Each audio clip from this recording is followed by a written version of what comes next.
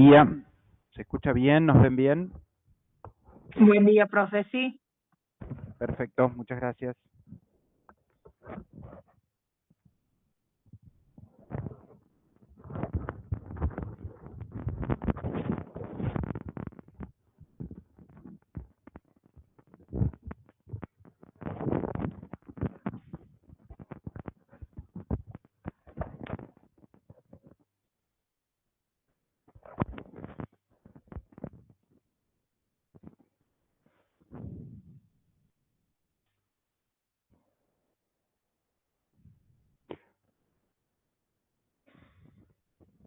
Bueno, muy buenos días.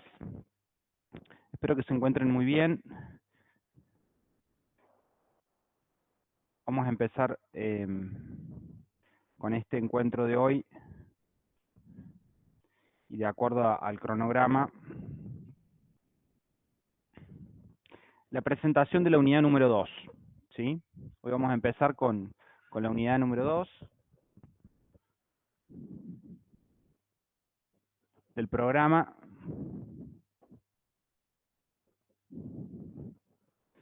Que se va a parar un poquito en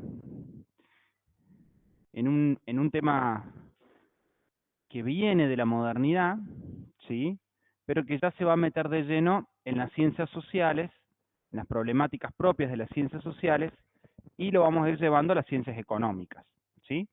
O sea, ya nos vamos de la parte más histórica, de la discusión de la modernidad, que nos dio un buen contexto para entender cómo surgen las ciencias sociales, en el seno de qué situación histórica, política, y ahora vamos a meternos de lleno en las discusiones que hay en torno a las ciencias sociales y particularmente en las ciencias económicas, ¿sí?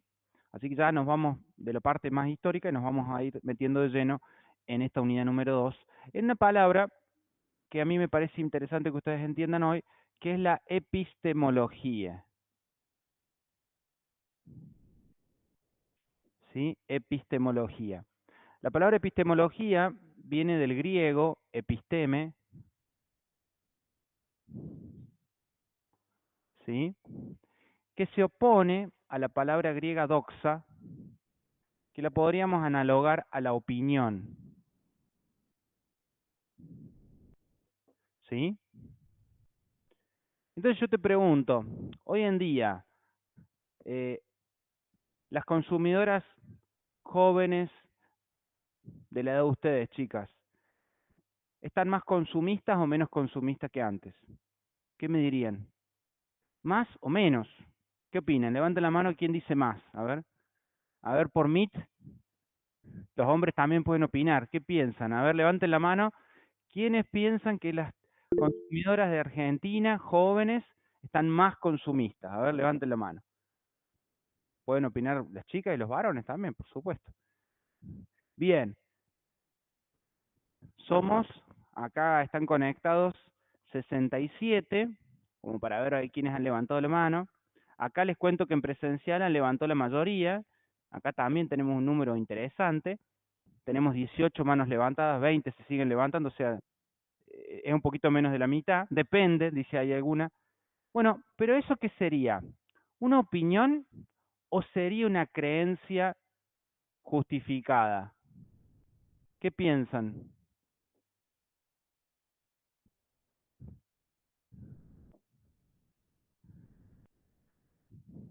Lo que ustedes me están diciendo ahora, las chicas están más consumistas, menos consumistas, y una chica que puso depende. ¿Sería una opinión o sería una creencia justificada? Una opinión. ¿Quién dice una creencia justificada? A ver. ¿Por qué? Hola, profe. En Espere, mi caso, ahí les doy la palabra, lo que pasa es que no tengo micrófono acá para... Está justo por opinar una chica acá de presencial, y ahí les doy la opinión acá, la palabra ahí en Meet. Dale. ¿Tu nombre? Melina dice, porque podemos hablar de cosas concretas que nos pasan todos los días. Entonces nosotros tenemos una experiencia, ¿no? Y lo podemos percibir. Bueno, perfecto. Ahí quien, bueno, ahora sí bajen la mano todos, así por ahí si quieren hablar, levantan la mano. ¿Quién quería hablar ahora? Abra el micrófono nomás.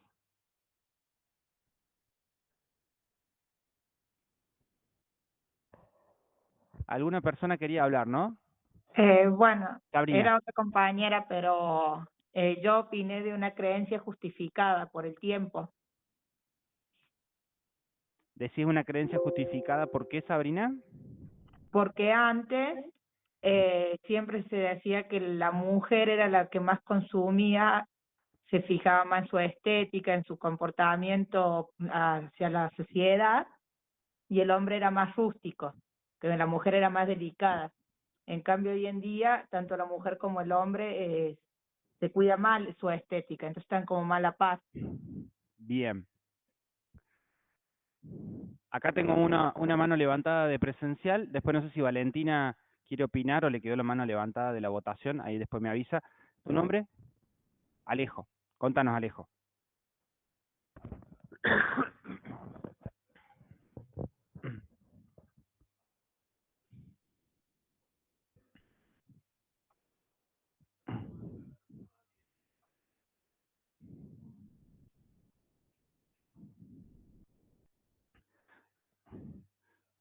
Alejo entonces plantea que hay una cuestión histórica, ¿no? De que antes, eh, ahora, de la evolución que hubo histórica de antes y ahora con una persona, mujer, tiene un trabajo, todo ese dinero lo puede aprovechar para consumo, ¿no? Y mucho de ese consumo, bueno, se vuelve un poco más consumista.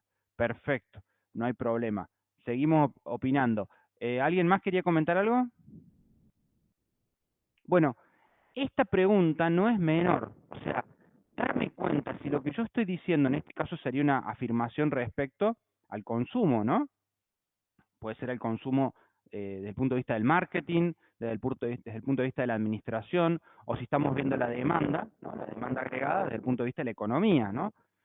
Saber si lo que estoy diciendo es una mera opinión o realmente es una creencia justificada de manera científica, ¿no? Científicamente.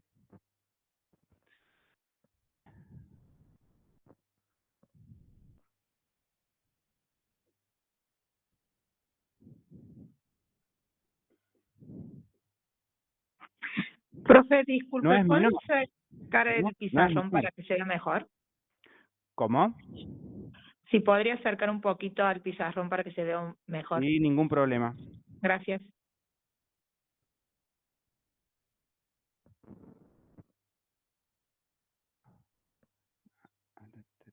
Esperen que primero lo tengo que poder. No me acuerdo si esto lo tenía que prender. O enganchaba solo.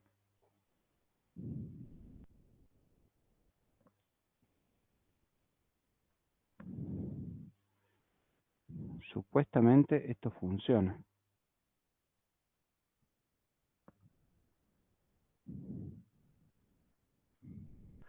Pero no me estoy dando cuenta cómo prenderlo. Si es que hay que prenderlo.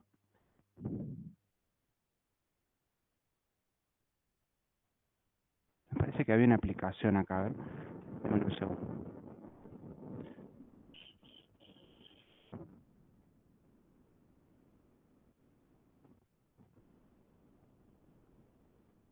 Ahí. Ahí encontré la aplicación.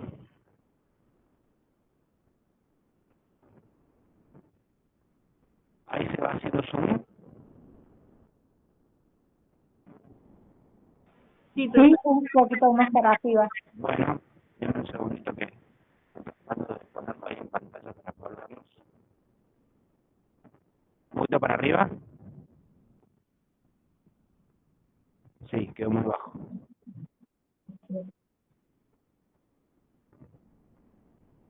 Ahí estaría. Ahí está bien. Gracias, profe. Sí. Ahí lo estoy corriendo un poquito. Ahí se ve bien, ¿no? Cualquier cosa me avisa porque ahora tengo ahí la posibilidad de abrirlo. Ahí se ve mejor, ¿no? Recuerden ustedes que pueden poner ahí en primer plano en sus pantallas el pizarrón o cualquier persona que está ahí hablando, así que lo pueden configurar eso. Bueno, entonces, para las ciencias sociales y para las ciencias económicas en general, decir que yo tengo una creencia justificada o una mera opinión no es lo mismo, ¿sí? ya desde los griegos en adelante, es una distinción muy importante. ¿Estamos de acuerdo? Entonces decir, creo que las mujeres jóvenes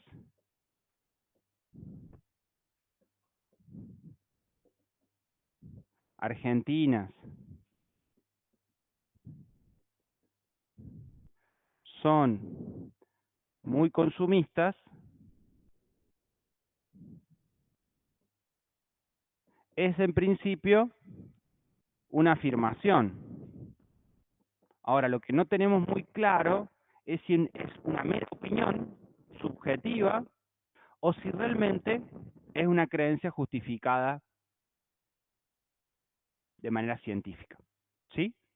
No es menor la diferencia en ciencias sociales. Esto va a dar pie a muchos debates que vamos a ver en esta unidad, de cuándo yo tengo una creencia justificada, cuándo yo puedo decir lo que estoy diciendo es cierto y no es una opinión. Porque evidentemente que si yo quiero construir una ciencia de lo social, no me puedo parar acá, en la opinión, me tengo que parar acá arriba. ¿Está claro? ¿Por qué pasaría si algunas de ustedes no fueran consumistas? ¿Yo puedo afirmar que todas las mujeres argentinas son consumistas? No. Ya con que una mujer no sea consumista, no lo podría generalizar. ¿Ven? No es como la ley de la gravedad, que yo suelto esto y va a caer. Acá está el ser humano en el medio, es mucho más complejo. Entonces, en este sentido, vamos a trabajar sobre los problemas epistemológicos, ¿sí? ¿Cómo hacemos para hacer ciencia desde lo social, donde está el ser humano involucrado, donde no hay un comportamiento que obedece necesariamente leyes naturales? ¿Estamos de acuerdo? ¿Se entendió esta distinción? ¿Sí? Entonces, ¿puedo borrar? ¿Sí? O lo subo para que les quede acá. Nosotros lo que vamos a hacer para entender esta primera parte, vamos a estudiar algunos capítulos de este libro de Gregorio Klimovsky y Cecilia Hidalgo, que se llama La inexplicable sociedad, que lo tienen como eh, material de lectura obligatoria.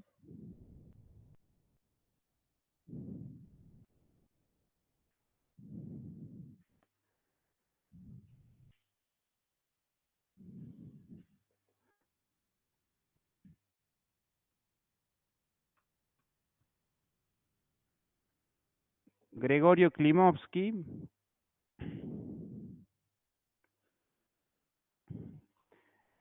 es un pensador argentino, ya fallecido, que se ha dedicado a estudiar la epistemología. Es un epistemólogo, ¿sí? Muy reconocido, porque se ha puesto a estudiar cómo se produce, cómo se justifica y cómo se aplica el conocimiento científico.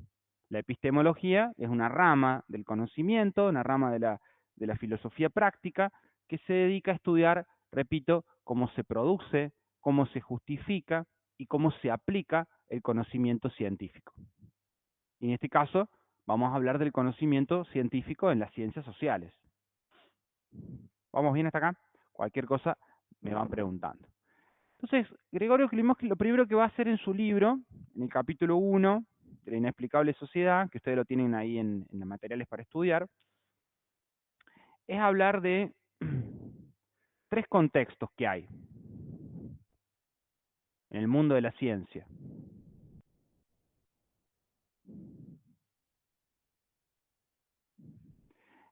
El contexto de descubrimiento,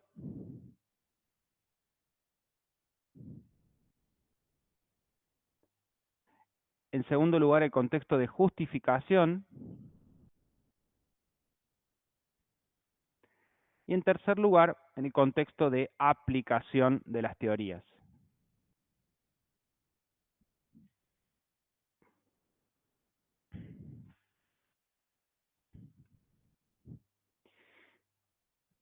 El contexto de descubrimiento tiene que ver con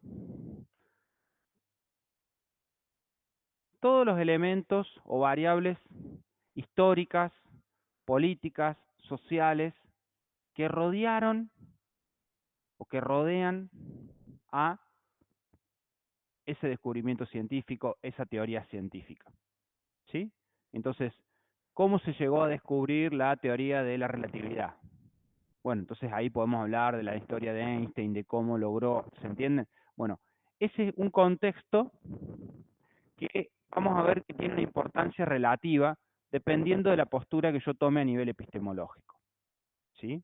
Ya vamos a ver que este contexto de descubrimiento, repito, este contexto de descubrimiento tiene que ver con las condiciones históricas, políticas, sociales, culturales, en el marco del cual se gesta, se esboza, se crea una teoría.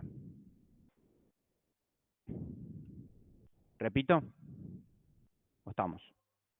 Repito por última vez, entonces, el primer contexto, el contexto de descubrimiento es este contexto, este marco, está compuesto por este conjunto de variables históricas, políticas, sociales, ideológicas, culturales, económicas, ¿sí?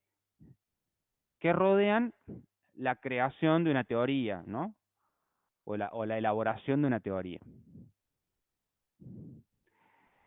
El segundo contexto es el contexto de justificación. En este segundo contexto, lo que vamos a ver es cómo hago para saber si una teoría o una creencia está justificada, está validada, o por el contrario, cómo hago para saber si esta teoría está refutada o puede refutarse de alguna manera. Cuando decíamos todas las mujeres jóvenes argentinas son muy consumistas, bueno, ¿cómo podría yo testear eso? ¿Cómo podría justificar esa afirmación? ¿No? Y bueno, podría tomar a todas las mujeres argentinas, analizar su comportamiento, compararlo con años anteriores y hacer una comparativa, ¿no? Bueno, pero si encuentro una mujer no consumista, ¿ya me refuta toda la teoría? ¿Ven? Ese es un dilema, ¿sí? Y el tercer contexto es el contexto de aplicación de la teoría.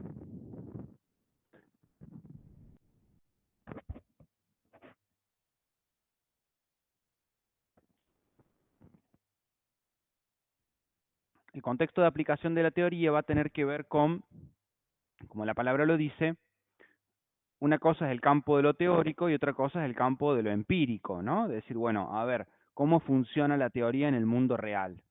¿Sí? ¿Qué consecuencias tiene en la práctica la implementación de esta teoría? Por supuesto que estos contextos eh, no tienen una delimitación a veces totalmente separada. Puede haber relaciones entre estos tres contextos, pero a nivel analítico vamos a entender que son contextos que nos van a servir para poder analizar a las ciencias sociales y especialmente a las ciencias económicas. Bueno, ¿estamos bien hasta acá? Ahora bien, una vez que nosotros entendemos los tres contextos, Klimovsky nos lleva, en el capítulo 1, a entender que hay tres formas epistemológicas, ¿sí? Tres corrientes epistemológicas para acceder al conocimiento científico, ¿no? La primera corriente epistemológica se va a llamar el naturalismo.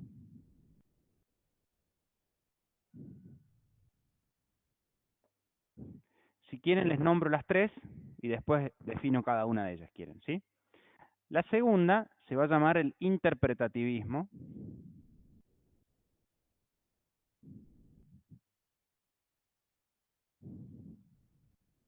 Y la tercera se va a llamar la corriente crítica o una epistemología crítica.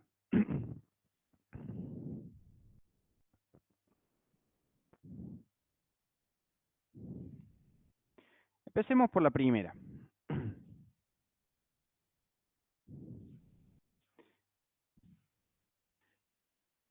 El enfoque naturalista de las ciencias sociales, el enfoque naturalista en ciencias sociales va a tomar como paradigma de cientificidad a las ciencias naturales, ¿sí? Va a tomar como modelo a seguir, como modelo ideal de ciencia, las ciencias naturales. Por eso se llama el enfoque naturalista de las ciencias sociales. Toma como paradigma de cientificidad, como modelo a seguir, las ciencias naturales. Por ejemplo, la física, la matemática, ¿sí? Anoten esos ejemplos, la física, la matemática. Sí, lo que pasa es que cuando estamos hablando de principios del siglo XX, claro, sí, más que tecnología, la ciencia dura, ¿no? La ciencia dura. La robótica podría ser digamos, aplica con conocimientos físicos, matemática, a de ciencia dura, más bien de ciencia dura. Pero fundamentalmente matemática, el lenguaje matemático y la física. En ese primer momento, ¿no? Estamos hablando de principios del siglo XX o siglo XIX, ¿no? Física y matemática, ¿sí? Un ejemplo de esto podría ser la economía, ¿no? La economía que usa mucho lenguaje matemático para poder explicar fenómenos. Entonces uno diría, un enfoque naturalista es un enfoque que utiliza mucho el lenguaje matemático, ¿sí?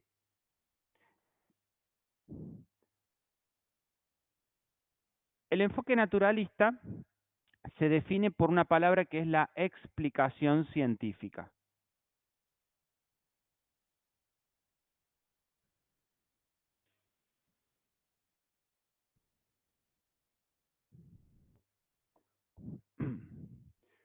Yo tengo una creencia justificada a nivel científico, acuérdense, no doxa, sino episteme. Yo tengo una creencia epistemológica, una creencia justificada a nivel científico, cuando me permite explicar un fenómeno económico. Por ejemplo, ¿qué causa la inflación? Ayer, por ejemplo, yo estuve en la tesis doctoral de un profe acá de la Facu, que se doctoró de economista, acá en el edificio al lado de graduados, sobre una tesis doctoral tratando de explicar la inflación, ¿no? Una hora disertó sobre su tesis doctoral, un aporte a tratar de explicar el fenómeno de la inflación. ¿Estamos de acuerdo? Entonces, y obviamente lleno de matemática, de estadística, ¿no? ¿Por qué? Y bueno, porque el modelo de cientificidad es el modelo de las ciencias naturales. El modelo ideal es poder explicar todo. El mundo se puede explicar mejor si yo lo puedo llevar a un lenguaje riguroso, sin ambigüedades, como es el lenguaje matemático. El lenguaje matemático no tiene ambigüedad. 2 más 2 es 4. Todo el mundo entiende lo mismo. En cambio, el lenguaje natural, ¿sí?, es más ambiguo. ¿Estamos de acuerdo? Entonces, la explicación científica permite encontrar la causa o las causas, causa o causas, que explican un fenómeno. Anoten los ejemplos, así no se olviden, ¿no? Después cuando estudien. Ejemplo, ¿por qué se produce la inflación? ¿No? Entonces, si yo estoy bajo este modelo naturalista, yo voy a tratar de encontrar la causa o las causas que explican este fenómeno.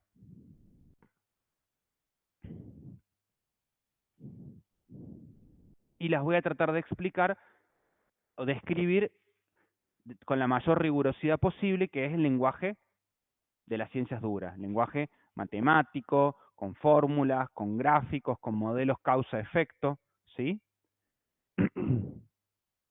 Y obviamente si yo tengo la causa o las causas que explican el fenómeno, para adelante voy a poder predecir sucesos, ¿no?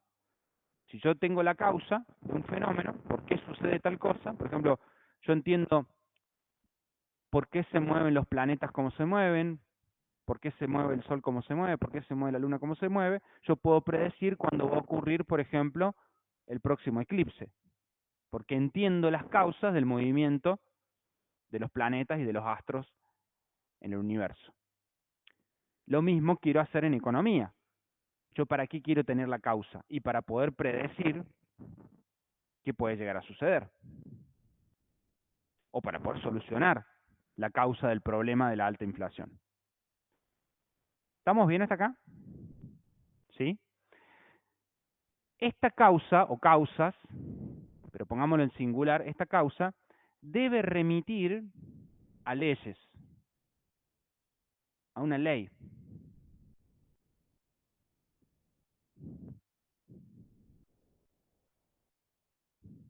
Una ley que sea general. Entonces yo pregunto, ¿por qué caen los objetos? Por la ley de la gravedad.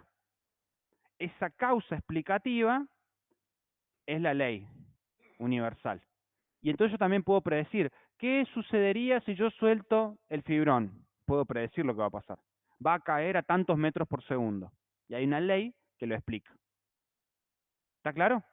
Ese es el modelo de cientificidad que tienen las ciencias naturales y del cual las ciencias sociales dicen, wow, este modelo es espectacular, nos permitió conocer un montón de cosas que no sabíamos del mundo, ¿no? Como hemos visto en la modernidad. Si avanzamos desde esa línea, vamos a poder explicar el mundo social. Vamos a poder encontrar las leyes que gobiernan el mundo social. Por ejemplo, la ley de la oferta y la demanda. Anoten, no se queden mirando. Anoten. El chico de MIT también, anoten. Un ejemplo de ley podría ser la ley de la oferta y la demanda. ¿No? Entonces uno pregunta, ¿por qué sucede que cuando se elevan los precios o disminuyen los precios, qué pasa con la cantidad demandada? Bueno, hay una ley que explica y que permite predecir también, ¿no? Es decir, che, ¿qué va a pasar cuando suban los precios? Y va a pasar tal cosa con la cantidad demandada o con la cantidad ofrecida, porque hay una ley que lo explica. Esa ley no se inventa, esa ley se descubre. En el mundo natural, la ley de la gravedad no se inventa. No la puedo tocar, no la puedo ver, pero no la invento. Por más que durante miles de años la gente desconocía la ley de la gravedad, no la había podido formular en lenguaje matemático, no es que no existía. Lo mismo sucede con las leyes del mundo social. Hay que hacer uso de la razón para poder acceder a descubrir esas leyes que gobiernan el mundo social. ¿Vamos más o menos? Gente de MIT, ¿cómo van? ¿Se entendió hasta ahora? Sí, profe. Bueno, ¿cuál es el gran problema que tiene el enfoque naturalista? O uno de los grandes problemas. Vamos a ver que tiene muchos problemas este enfoque. O sea, en primer punto, ¿es atractivo el enfoque o no? Porque uno dice, y bueno, la ciencia no puede haber dos ciencias, la ciencia natural y las ciencias sociales. Tiene que haber un solo método de cientificidad. Entonces, está buenísimo que haya un solo método que sea el método de las ciencias naturales, que son las ciencias, podríamos decir, más avanzadas, más maduras. ¿Sí? Esto se va a llamar monismo metodológico. Hay un único mono, es uno, ¿no? Monismo, un único método, monismo metodológico. Entonces, el método de las ciencias naturales, que es son las ciencias que más han avanzado, es el que debe servir para las ciencias sociales. ¿Estamos de acuerdo? Que es este método que el método de la explicación científica, de encontrar las causas que remitan a leyes universales y que me permitan no solo explicar por qué sucede un fenómeno, sino también poder predecir a futuro qué va a pasar. Entonces, el mismo método de las ciencias naturales es el que tenemos que llevar a las ciencias sociales y ciencias económicas en particular. ¿Se entendió? De todo esto, en el aula virtual tienen videos de Klimovsky para explicando todo esto. Tienen en los recursos de la unidad 2 cuadros y esquemas como vimos de la unidad 1, ¿se acuerdan cuando hicimos lo de los barquitos? Que les van a explicar de manera muy didáctica todo esto. Si quieren después lo vemos para que lo vean dónde están y hacemos un repaso. Yo ahora primero estoy presentando los temas, pero ahí también tienen para poder entender mejor y repasar para el parcial. Decíamos, Hasta acá vamos bien. ¿Cuál es el problema que tiene el naturalismo y por qué va a salir este segundo enfoque, el interpretativismo, que va a decir lo que dice el naturalista no va? Ahí empieza la grieta, podríamos decir, ¿no? O sea, no va. El problema que tiene el naturalismo es que presupone que el comportamiento humano es analogable, ¿sí? Es comparable al comportamiento de, por ejemplo, un fibrón, una tiza, un borrador o un planeta. Repito, la crítica que se le hace al enfoque naturalista, a este primero que estamos diciendo que a primera vista nos resulta muy, muy obvio, muy intuitivo, ¿no? Deseable que haya un solo método para la ciencia, pero el gran problema que le van a encontrar los críticos del naturalismo es que está analogando, está comparando el comportamiento o la acción humana con el comportamiento de un objeto como una piedra, una tiza, un planeta.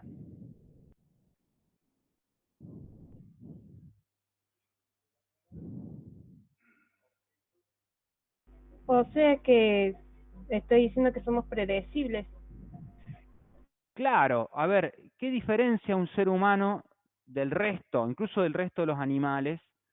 Eh, pero, pero pensemos en el mundo natural, no nos metamos con los animales todavía. Pensemos con el mundo natural, con todo el mundo natural, ¿no? Que uno dice, bueno, ¿por qué, por qué cae? Bueno, el ser humano también obedece a leyes de la física. O sea, si yo me tiro de acá, me voy a caer. No dice que no estamos eh, afectados por las leyes naturales. Pero el ser humano, en su acción, tiene una intencionalidad. ¿Sí? La acción humana es una acción cargada de sentido, cargada de intenciones. La acción intencional.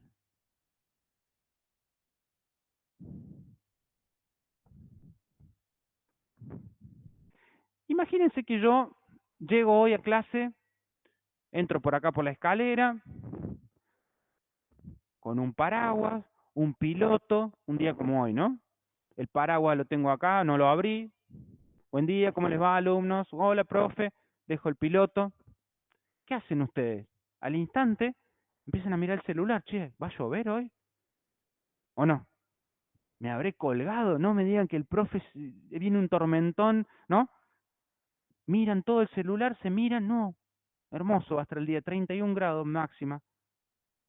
Entonces una la codea a la otra, no, el profe como es medio payaso, debe haber traído esto para darnos un ejemplo de algo que va a inventar en el aula. Pasan los minutos, nada. Entonces ya no. Hasta que uno, medio cara dura, profe, ¿le podemos hacer una pregunta? Pues ya no se aguantan. ¿Y qué pregunta me van a hacer? ¿Por qué anda con piloto para... ¿No vio el pronóstico? Mire, ¿a qué están haciendo referencia? ¿Cuál es la intencionalidad de su acción? ¿Ven? ¿Cuál es la intención de lo que usted está haciendo? ¿Por qué? ¿Cuál fue el...? Y yo podría dar un montón de justificativos, ¿o no? Por ejemplo, porque se me da la gana y soy un loco lindo y me gusta llevar la contra. Ah, dicen ustedes, ¿no? Ahí no atribuirían mucha racionalidad a mi comportamiento, ¿ven? Dice, el profe, medio irracional, medio loco el profe, ¿no? O, no, estoy por hacer un experimento. Bueno, ¿ven? O no sé, la verdad que no sé porque me lo puse, ¿ven? Entonces uno diría, uno espera en el ser humano una racionalidad, perdón, en el comportamiento. ¿Estamos de acuerdo? En cambio, la tiza, el pizarrón, no tiene intencionalidad. ¿Sí? ¿Por qué te pusiste esa remera roja? Y porque me gusta el rojo, me motiva, andaba medio depre y me puse el rojo y me tira pum para arriba. La tiza no va a pensar así. ¿Ven? Entonces, lo que van a decir estos autores es que el ser humano, Es muchísimo más complejo que un pizarrón, que una tiza, que un borrador, que... Si no, pensá en tu pareja o cuando has tenido novio o novio. ¿Qué te pasa? No, nada. No, a vos te pasa algo. ¿Y por qué? No, no tengo nada. No, no, conta, o no. ¿Querés averiguar la intencionalidad de esa cosa? O ¿por qué no me dijiste tal cosa? ¿O por qué hiciste tal cosa? ¿No? Vos nunca le preguntarías el por qué a una tiza. ¿Se dan cuenta?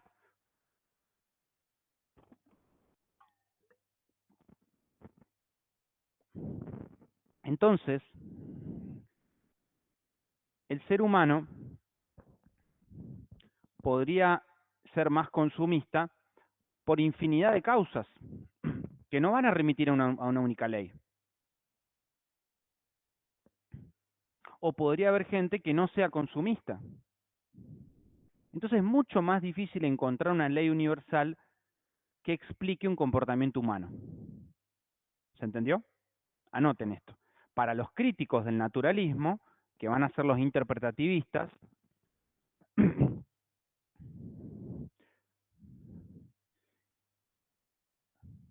resulta imposible, o ponerle casi imposible, si no quieren ser tan extremos, postular leyes universales a la hora de hablar del comportamiento humano.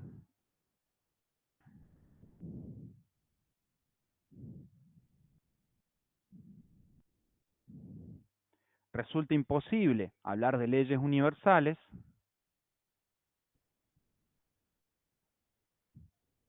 cuando hablamos del comportamiento humano, que expliquen el comportamiento humano, porque el comportamiento humano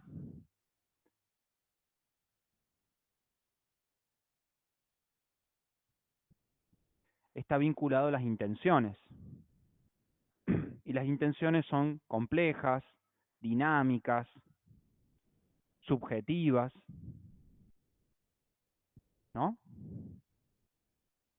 A veces uno hace una cosa y no sabe ni siquiera bien por qué, ¿no? ¿Por qué estás estudiando ciencias económicas? Y, profe, la verdad, si usted me pregunta así a fondo por qué, y no sé muy bien, pero bueno, terminé el cole, no sabía qué hacer, había estudiado bachiller comercial, era buena con los números y bueno, acá estoy, viendo si me gusta. Che, ¿por qué estás con ese chico con el que te peleas hace 2 años que se dio novia? Bueno, no me pregunté ese tema porque, ¿cuál es la causa? Y bueno, no sé la causa, o sea, pero es tu pareja, y te digo, bueno, pero me dejo querer, si te tengo que ser sincero. No es que lo amo, pero bueno, me hace bien. Y bueno, yo empecé porque me gustaba, después yo cambié, ahora lo veo en otra etapa. ¿Ven? ¿Cuál es la causa? Es dinámica, es contextual, es histórica, es subjetiva. ¿Te das cuenta? Te enamoraste de una cosa y seguís por otra, o te desenamoraste por otra. Y no hay una causa universal, no es la ley de la gravedad. Es mucho más complejo el ser humano. Entonces, si lo queremos encasillar en un modelo matemático, ¿no? De cada vez que suba el precio, el cliente va a comprar tal cosa, puede funcionar en algunas cosas, pero en la vida general no es así. Cada vez que venga un chico morocho, alto, de ojo verde, me voy a enamorar. Y no es así. ¿Está claro? A mí me gustan los simpáticos, y viene uno que no es simpático y te enamoraste de un no es, no, ¿cómo es? O sea, no es así el ser humano, dicen los, ¿se entiende? Estoy dando ejemplos por ahí más tontos, no tan de economía, pero para que entiendan la complejidad humana. Cuando quiero generalizar, ahí entro en problemas. ¿Sí? Entonces, lo que van a decir los interpretativistas, ¿vamos bien hasta acá? ¿Sí? Puedo borrarlo de explicación científica, leyes, ¿sí? Como para dejar este espacio ahí. Chicos, en Meet voy a borrar acá lo de monismo metodológico, explicación, predicción, causas, para dar espacio para el interpretativismo. El interpretativismo, entonces, basado en esta idea que voy a dejar en el medio acá de acción intencional, va a decir que el objeto epistemológico en las ciencias sociales, estamos hablando, y en las ciencias económicas, ya no es explicar, ¿se acuerdan cómo era en la primera palabra?, sino la comprensión.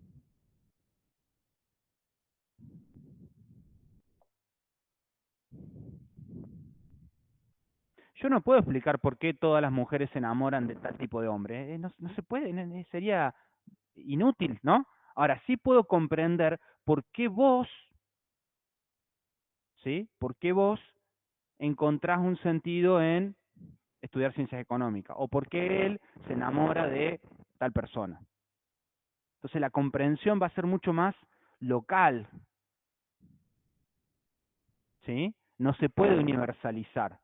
Sí. Interpretativismo, sí. O comprensivismo también lo van a encontrar porque va a hacer referencia a la palabra comprensión. ¿Qué es lo que se va a tratar de comprender? El sentido. Ya no, la palabra no va a ser causa acá, ¿ven? Sino la palabra es sentido. ¿Qué sentido tiene para vos comprar ropa? Eso sí yo lo puedo comprender. ¿Está claro? ¿Qué sentido tiene para vos ir una vez por semana a Pharmacity a dar una vuelta al perro aunque no compres nada? Eso sí lo puedo comprender. Ahora, yo puedo decir, todo el mundo que pasa por Pharmacity va porque quiere tal cosa. No, no somos tiza, Profe. no somos que caemos, no hay una ley de la gravedad del consumo. No existe eso y sería inútil porque sería entender el ser humano de una manera que no somos así. Sí, adelante. También, hola, Escuchamos, Ruth, también, adelante. Sí. también hablan de razones. Exacto, sentido, en comprender las razones, muy buena palabra, las razones que motivan un comportamiento, ¿no? Las razones que tienen que ver con las intenciones, ¿no? Esto como cuando hablábamos del profe con el paraguas, che, ¿qué te motivó? ¿Cuáles fueron las razones que te llevaron? Quiero comprenderte, ¿no? Decir, profe, te quiero comprender, no quiero pensar que estás loco. ¿Cuáles fueron las razones que llevaron a que vos vengan con un paraguas? Y si no podés dar buenas razones, bueno, no serías una persona racional. Pero yo no puedo buscar leyes universales en el ser humano. Entonces lo que va a decir la línea interpretativista es que en realidad tiene que haber un pluralismo metodológico.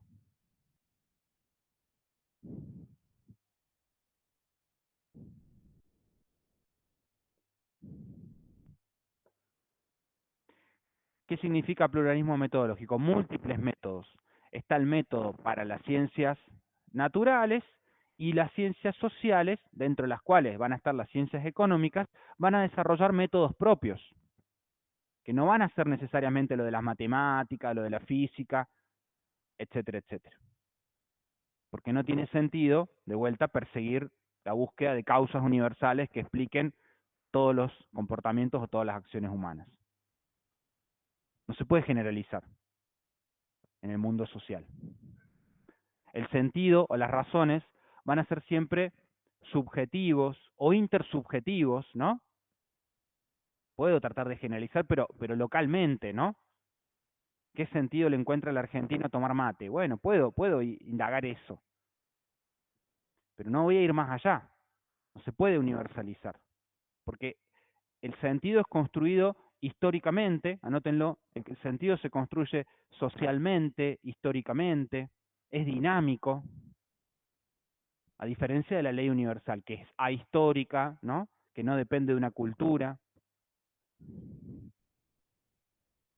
Totalmente. Este enfoque va a decir el sentido es construido, ¿sí?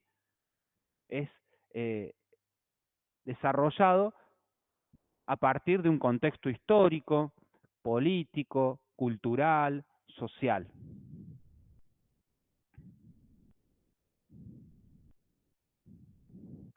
Y eso explicaría, por ejemplo, por qué algo se pone de moda, ¿no?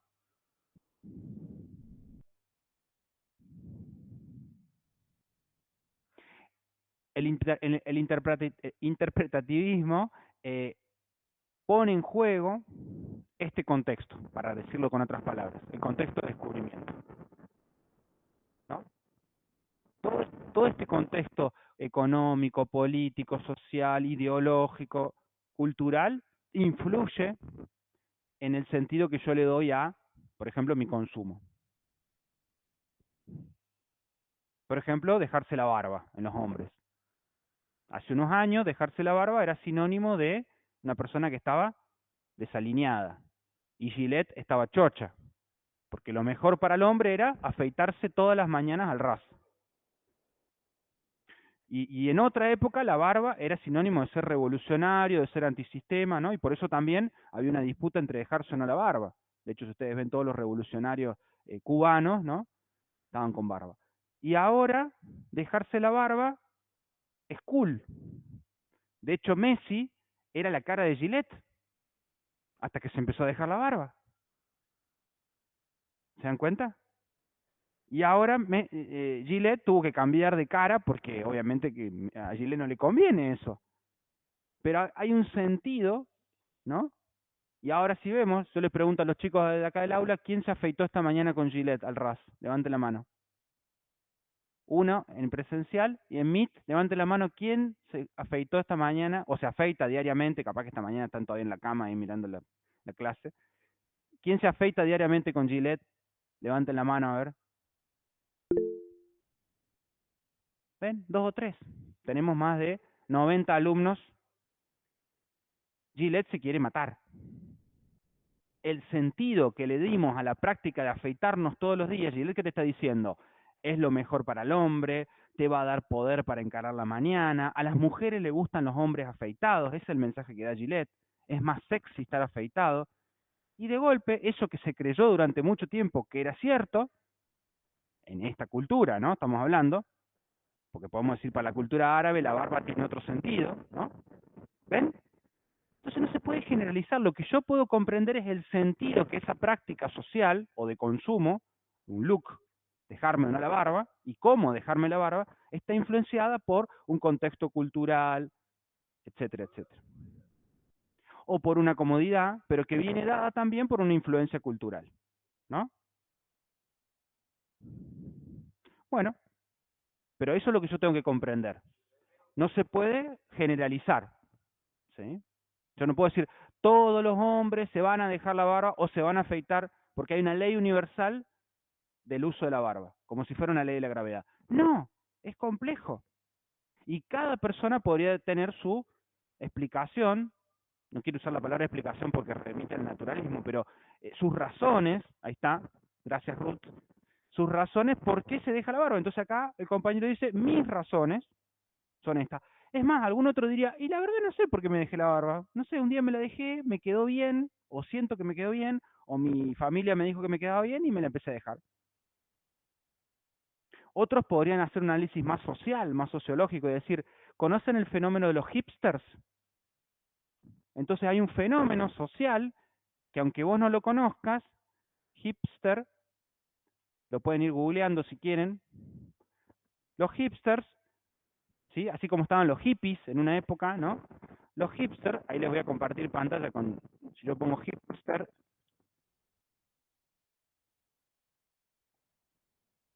les comparto pantalla, en Google, pongo la palabra hipster, ¿ven?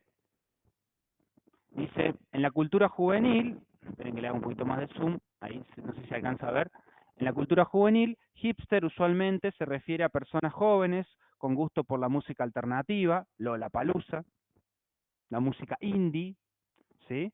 El skateboarding u otros deportes urbanos, ¿sí? Las Vans, por ejemplo, ¿sí? Las DC Shoes, con un sentido irónico de la moda o una u otra manera de estilo bohemio, ¿no? Entonces hay una cultura, entre comillas, bohemia, entre las cuales imágenes, obviamente, tanto para hombres como para mujeres, en las cuales la barba sería uno de los elementos contraculturales, ¿no? Cortito a los costados y arriba, tatuajes, sobre todo en antebrazos, camisas leñadoras, ir a tomar cerveza artesanal a una barbería, re hipster, anteojos con marcos, volvieron los anteojos, chicos y chicas.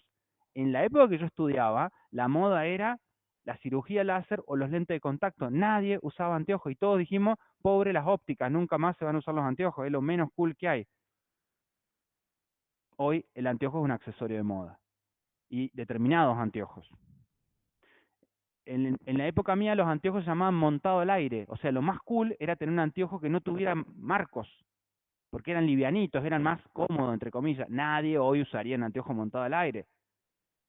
¿Ven? Entonces un sociólogo se hace dulce con esto. Va a decir, hay una cultura impuesta por el sistema capitalista para plantear una moda, que en realidad se plantea como una moda alternativa, pero en realidad está dentro del sistema, ¿no? O sea, el sistema es tan eh, manipulador que te dice, querés ser cheto, acá tenés esto, querés ser antisistema, acá también tenés esto, pero está dentro del sistema, ¿sí? Entonces vos te crees que sos alternativo y en realidad es toda una cultura. ¿Sí? Los chupines, ¿no? Los pantalones chupinos, las chicas, ¿no ven? Si yo pongo acá sí, hipster mujer, acá también tendrían imágenes de todo lo que implica la moda hipster, ¿no? Los pantalones con cortes, las botitas, las zapatillas, bueno, todo lo que ustedes quieran ver, las gorritas de lana, los shortcitos, ¿no? Todo lo que está de moda hoy se puede explicar como causa de que toda mujer... No, pero le da un sentido más social, ¿se dan cuenta? Ya no es individual, no es decir, ay no, yo elijo ponerme anteojos, shortcito con media, la gorrita de lana, o el otro dejarme la barba, tal, porque es una decisión personal y solamente remite a causas, a razones subjetivas. Entonces los sociólogos que van a decir, hay un poquito más allá. Aunque vos no quieras creerlo, ¿no? El diablo lo mejor que ha hecho es hacerte creer que no existe, ¿no? La moda lo mejor que ha hecho creer es hacerte creer que es una decisión totalmente tuya, personal, y que nadie te influye, que vos sos auténtico y libre. Grave error, ¿no? Si vos ves que todo el mundo está usando todo eso, y bueno, algo yo puedo generalizar. ¿Se entiende? Pero es simplemente para esa cultura, para ese momento, por eso hablamos de que es o subjetivo o intersubjetivo, pero nunca va a ser universal. ¿Se entiende los ejemplos que estoy dando? Interesante, ¿no? Nada que ver con el naturalismo. No hay causas. No hay causas. Porque si no, sería buenísimo para las empresas. Aprieto un botón y el cliente compra lo que yo quiero. No existe eso. Porque es más, hay gente que puede ser anti-hipster. Va a decir, como se puso de moda los hipsters, yo voy a hacer lo opuesto. ¿No? Es más, me voy a volver a afeitar ahora. Que todo el mundo se jala ahora, yo me voy a afeitar, podría decir uno. ¿No? Antes estaba de moda usar el pelo largo en los hombres, ¿no? Ahora, fíjense qué chico usaría. Entonces uno podría decir, yo me voy a afeitar y me voy a dejar el pelo largo. O sea, sería lo opuesto. Ahora lo que está de moda afeitarse en los hombres es el cuerpo, no la barba. ¿Sí? Sí.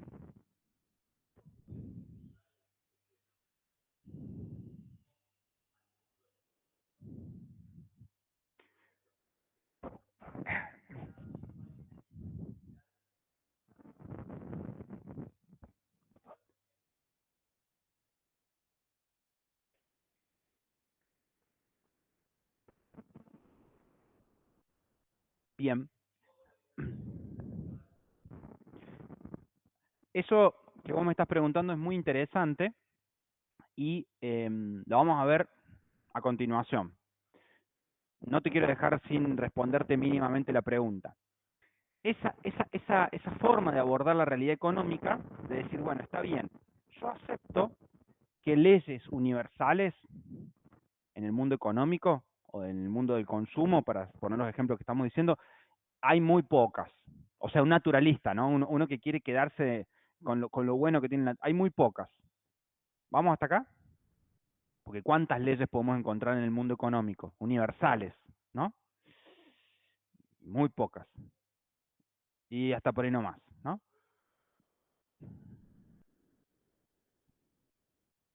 Exacto. Puede ser que un bien, el precio de un bien suba y yo lo compre. Más allá de la cuestión inflacionaria, pero por ejemplo el precio es un indicador de calidad. Entonces puede ser que algo que se esté vendiendo porque es bueno y porque es distintivo por su calidad, suba el precio y la gente más lo quiere comprar, ¿no? Más allá de la inflación. Pero más allá de entrar en cuestiones técnicas finitas de criticar la teoría de la ley de la oferta y la demanda, dejémosla como un paradigma de que sería lo más aproximado al modelo perfecto naturalista en ciencias económicas, como para que tengamos los tachitos más o menos como en la cabeza. Un naturalista sofisticado, que no quiere perder lo bueno del naturalismo, porque yo acá no estoy diciendo que hay una que está bien y otra que está mal. Acá estoy diciendo los dos. Y antes de ir al naturalismo, déjenme contarles la debilidad que tiene esto. porque hablamos de la debilidad que tiene el naturalismo, pero no hablamos de la debilidad del comprensivismo. Y ahí vuelvo a tu comentario, ¿sí? ¿Tu nombre era? Valentín, digo para los que están en Meet, lo que dice Valentín, y dejo de compartir la imagen de los hipsters, Valentín lo que dice es, a ver si te interpreto bien, Valentín, ¿qué pasa cuando yo quiero hacer un análisis donde digo, bueno, empiezo a poner estadísticas, intento comparar economías, si yo hago tal cosa, que intento predecir qué puede suceder, ¿no? Ahí vamos a tratar de responder esa pregunta. ¿Qué debilidad tiene el enfoque comprensivista e interpretativista? Bueno, una debilidad muy grande que tiene es la imposibilidad de generalizar, ¿no? Porque si cada razón es subjetiva, eso no es ciencia, ¿no? La ciencia lo que tiene que tratar de hacer es poder encontrar creencias justificadas. Y si cada uno tiene su creencia y cada uno, eso es más una opinión que una creencia, ¿se acuerdan lo que decíamos arriba? Entonces, si el sentido es siempre local, históricamente constituido, o a lo sumo intersubjetivo, para un momento, para una comunidad dada, o por una moda, no tendría un alcance de generalización. Y por lo tanto, ¿se puede hablar de que estoy haciendo ciencia? ¿No? Es una pregunta filosófica que no tiene una respuesta fácil, así que no se casen todavía con ninguna de las dos corrientes. Traten primero de dejarse impactar por las dos teorías, que son, las dos tienen sus argumentos fuertes. Pero se entendió la pregunta, anótenla para que les quede. La debilidad más grande que tiene el enfoque interpretativista es que va a buscar razones o el sentido de una práctica económica, por ejemplo, en lo local o en lo intersubjetivo, y por lo tanto no generaliza. ¿Qué tipo de creencia a nivel científico es una creencia subjetiva, ¿no? O local. ¿Qué carácter explicativo va a tener? Y muy poco. Puedo decir, bueno, para ella, ¿no? Para él, tal cosa significó tal cosa. Bueno, ¿y eso qué? Es su creencia, es su opinión, no va más allá. La ciencia debería tener un carácter o una aspiración de poder explicar fenómenos de una manera mucho más abarcativa. ¿Estamos hasta acá? Ahí empieza después lo que vamos a ver que pregunta Iván. Termino con la crítica, ¿quieren? Así ya tenemos explicado los tres fenómenos y ahí sí ya me voy a la versión 2.0 del naturalismo. ¿Sí? Profe, Sí, ¿puede repetir lo que era la debilidad de ese enfoque? sí, María Valentina. La debilidad del enfoque interpretativista es que busca comprender el sentido o las razones, por ejemplo, de una práctica económica, pero siempre de manera local, subjetiva o intersubjetiva. Repito, estoy diciendo con distintas palabras, pero es lo mismo, está todo en el libro igual. La debilidad más grande del enfoque interpretativista o comprensivista es que busca comprender el sentido o las razones de las prácticas económicas o sociales, pero de manera subjetiva para un individuo o intersubjetiva para una comunidad o en un momento dado, ¿no? ¿Por qué se dio esta onda, esta moda, como hablábamos de los hipsters? Pero eso nunca se puede generalizar. Seguramente, no sé, en otro país la moda hipster no llegó. O el sentido de dejarse la barba para determinados segmentos de la sociedad no es para seguir una moda hipster, ¿ven? Bueno, entonces, la imposibilidad de universalizar esas comprensiones de sentido hace que uno diga, ¿y estamos hablando de verdadera ciencia cuando yo voy a decir, bueno, esto es verdad, pero para estos 4 o 5 y para estos otros tienen otra verdad? O sea, o la verdad es una sola, o debería tratar de ser una sola. ¿Se Profe, entiende mejor, María Valentina? Sí, gracias, profe. Pero muy buena la pregunta porque nos da un poco el contraste de las dos. ¿Estamos hasta acá? profe. Nos queda la crítica, la tercera. Sí, Eso que usted habla de subjetividad y de tomar un grupo pequeño, ¿es lo que menciona en el libro sobre identidad parcial? Sí, más que nada es esta idea de que el enfoque interpretativista siempre va a pensar eh, en que las motivaciones o razones humanas son propias del ser humano, ¿no? E incluso las motivaciones pueden ser inconscientes. Como hablábamos recién, ¿por qué compraste tal producto? Y la verdad que conscientemente no sé, ¿no? Me gustó.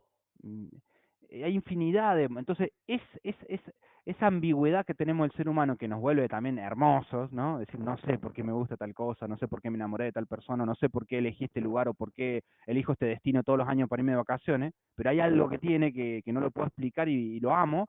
Bueno, esa complejidad hace que después sea muy difícil de generalizar, ¿sí? O yo pueda explicar parcialmente, decir, bueno, hasta acá llegamos a entender el ser humano, pero ni el propio ser humano entiende a veces cuáles son toda su intencionalidad, porque además es dinámico, ¿sí? ¿Se entiende, Ruth?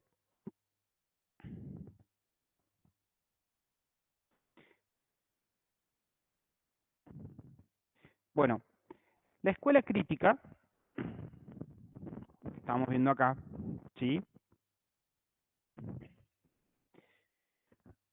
Va a ser un ejemplo, va a ser lo que estuvieron viendo con la profe Karina, ¿no es cierto? ¿Qué autores vieron de la escuela crítica a la modernidad? ¿Vieron algo? ¿Eh? Claro, Enrique Dussel o Dussel, ¿sí? Es un crítico, ¿sí? Bueno, entonces, esa sería una tercera forma de hacer ciencia, que no va a intentar ni explicar ni comprender. Entonces, un crítico lo que va a tratar de hacer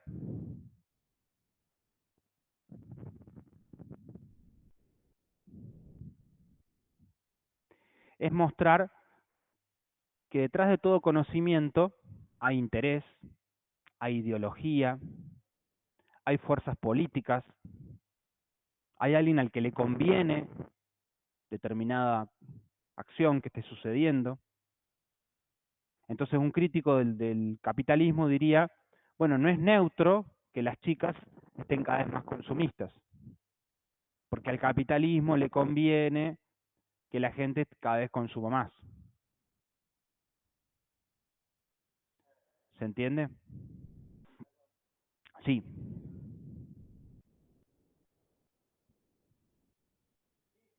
No, por supuesto, por supuesto. Yo tomo en cuenta porque pusimos un ejemplo.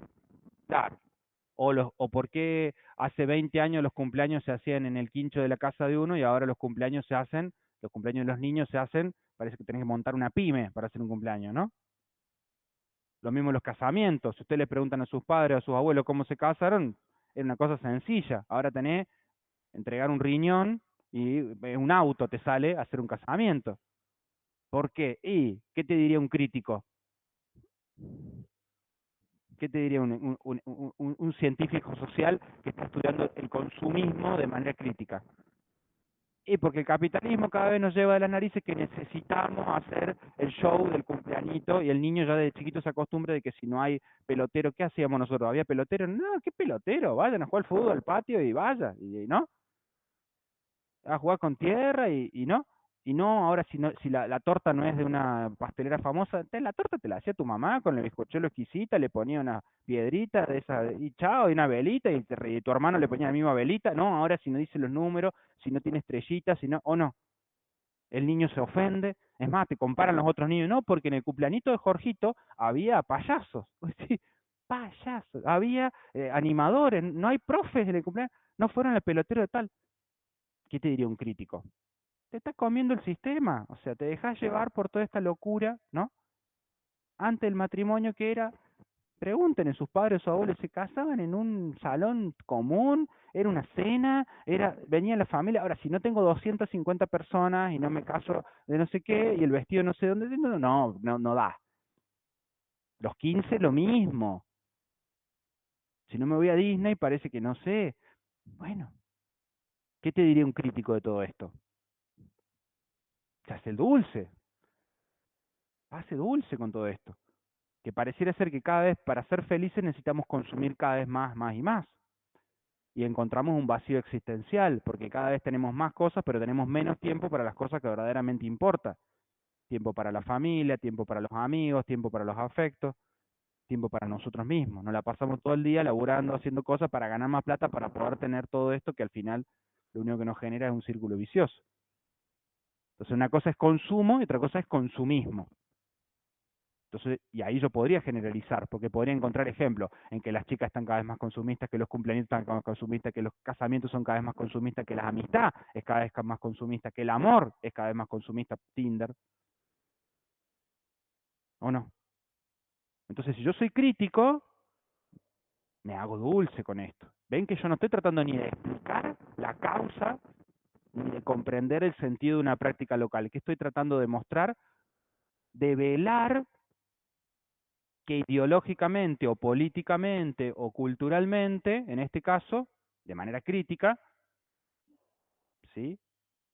Nos están llevando a una sociedad cada vez más consumista que no necesariamente nos va a llevar a ser más felices. Eso podría ser un economista o un sociólogo o un crítico.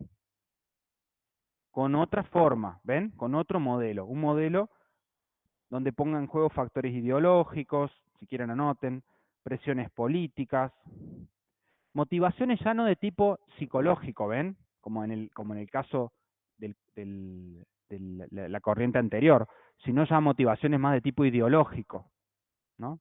Hay alguien que le conviene esta ideología cada vez más consumista y por eso se fomenta. Ninguna publicidad te dice consumí menos que vas a ser más feliz. Repará la ropa que tenés como se hacía en la época de nuestras abuelas, que toda la familia tenía un lugar de costura y se reparaba y se hacía la ropa, ¿no? No, no, comprate 20 remeritas más. Nadie te va a decir reparar, reciclar, reutilizar, ¿no? Por más que sea más sostenible con el medio ambiente, por más que no te va a hacer más feliz tener 20 remeritas, ¿no? Bueno, eso diría un crítico. Estamos inventando un ejemplo, ¿sí? Sí.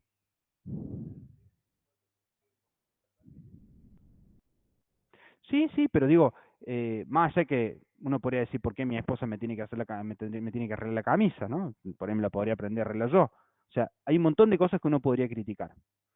¿Estamos de acuerdo? La economía feminista, no sé si han leído algo de economía feminista, es una economía que se plantea como una crítica a toda la economía mainstream. Entonces, todo eso serían ejemplos de escuelas críticas. Vamos a ver algunos autores críticos en el semestre, por ejemplo, el término de ambientales, como decíamos, ¿no? O sea, si todos consumimos de manera ilimitada, el planeta no estaría funcionando, ¿no? Porque si hay otro problema que tenemos ahí. Si cada uno consume de manera, si todos los países quieren crecer indefinidamente en un sistema cerrado y limitado, y encima no estamos reciclando nada, ni estamos reutilizando nada, hay algo que nos funciona, dirían los economistas críticos. Entonces, ese enfoque va a ser un enfoque diferente a estos dos. Klimovsky va a decir, estos tres enfoques son enfoques epistemológicos. O sea, son tres formas en las cuales se puede hacer ciencia. Se pueden construir creencias justificadas científicamente. ¿Está claro lo que dije? Repito. O sea, Klimovsky no va a decir, este está mal, este está bien, este está mal. No. Va a decir, estas son las tres grandes corrientes epistemológicas, o sea, formas de llegar a creencias justificadas de manera científica, válidas en el mundo de las ciencias sociales.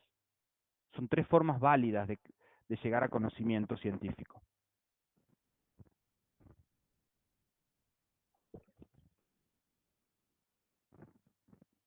Repito, Klimovsky, como buen epistemólogo, muy sofisticado, muy inteligente como es él, va a decir, estos son tres enfoques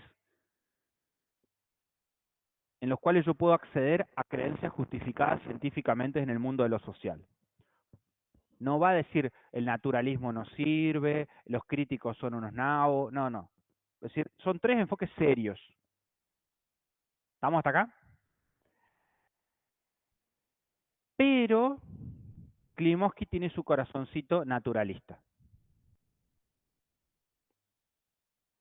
Klimovsky tiene su corazoncito naturalista. Entonces, Klimovsky, ¿qué va a decir? La sociedad se puede explicar. ¿Se acuerdan que el modelo naturalista la palabra es explicar, no? ¿Se puede explicar en términos de leyes y de causas? ¿Cómo se llama el título del libro? La inexplicable sociedad. Está dando una respuesta a esto, ¿no? No, no se puede explicar en términos causales por todo lo que ya dijimos. Pero eso no implica que no podamos hacer todos los intentos posibles para acercarnos a este paradigma de cientificidad que sigue siendo deseable. Y ahí voy a ir a lo que preguntó Iván. Repito. Entonces, Klimovsky va a decir, el libro mío se llama La inexplicable sociedad, porque es como una utopía tratar de llegar a explicar la sociedad. Es inexplicable, por todo lo que ya dijimos. Ahora, ¿eso significa que tengo que echar por la borda el enfoque naturalista? No. Lo voy a sofisticar, lo voy a mejorar.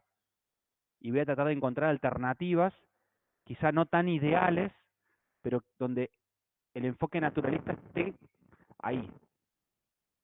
¿Por qué? Porque es para él es el mejor camino para hacer ciencia. ¿Sí? Porque acá nos quedamos en lo local, ¿se acuerdan? Y acá nos quedamos en la crítica. Pero no encontramos causas de por qué las cosas funcionan como funcionan. Y no podemos predecir tampoco. Entonces él dice, ¿existen estos modelos? ¿Son válidos? ¿Son respetables? ¿Voy a leer un crítico? Sí, lo voy a leer. ¿Voy a leer un interpretativista? Sí, me abre la cabeza. Ahora, ¿cuál sigo yo? ¿No? Klimovsky es naturalista. Después vamos a ver otros que no son naturalistas. Pero para que ustedes sepan a quién están leyendo. ¿Para qué sirve esto para ustedes en su formación profesional? Cada materia, cada libro que lean, cada enfoque que ustedes vean, deberían poder, aunque el autor no lo declare explícitamente, decir, bueno, a ver, epistemológicamente, esta persona, esta teoría, este autor, este libro que me dieron para estudiar, ¿qué intenta hacer? ¿Intenta explicar y predecir? O sea, un enfoque más tirado a lo naturalista. ¿Intenta comprender, interpretativista, o es un crítico? Entonces yo sé que estoy leyendo, ¿se entiende? Es como si yo dijera, bueno, a ver, Milei, ¿qué es? ¿De izquierda, de derecha, de arriba, de abajo? Ah, bueno, listo, ya sé de dónde viene. Esto es lo mismo, en la ciencia no existe un no lugar desde donde escribir ciencia, desde donde hacer ciencia. Existen posiciones, posturas epistemológicas desde las cuales yo intento acceder al mundo social, económico, con un objetivo, explicarlo y predecirlo, encontrar causas, comprenderlo, razones, propósitos, el sentido, o criticarlo, para develar una trama injusta, para poder liberar a la gente de ese condicionamiento que como tenía como un velo, ¿viste? Y no te das cuenta y, ahora que me doy cuenta, claro, sí, estoy reconsumista, para que pueda cambiar, emanciparse, liberarse de esa opresión que tiene. La economía feminista en muchos casos, ¿se dan cuenta? Son 3 caminos para hacer ciencia. Entonces me parece que en esto, intro sociales, debería ser importante para eso, para que vos no seas ingenuo a la hora de leer, para que vos digas, bueno, a ver, perfecto, no hay una verdad absoluta, ¿sí? Pero cada autor, cada teoría, a ver qué intenta hacer.